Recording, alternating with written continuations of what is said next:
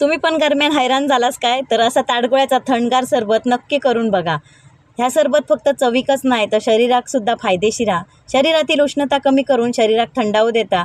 गरम्यात सुद्धा तुमका एकदम फ्रेश वाटतला। बाजारात गेलंय ताडगोळेवाल्या दादांकडसून ताडगोळे सोलून घेतलंय। नारळ सोलतात तशी बारकी बारकी सोडण्यापरतून ताडगोळे सोलून घेतल्याने या थोडा कसबी कामा वाईट ताडगोळ्याक कोयतू लागलो तर लगेच फुटतात, म्हणून ताडगोळे अगदी अलगद काढून घ्यायचे लागतात। घराकडे हाडलंय, धुतलंय आणि त्याची साला काढून बारके बारके तुकडे करून घेतले। मग मिक्सरच्या भांड्यात ताडगोळ्याचे तुकडे आणि वाईट साखर घातले। खडी साखर घातलास तर उत्तम। गार पाणी घालून फिरवून घेतले। ग्लासात बर्फाचे तुकडे, ताडगोळ्याचा रस, अर्ध्या लिंबाचा रस, 2 चमचे भिजवलेल्या सब्जाचा बी, काळा मीठ घालून सगळा मिक्स केलंय।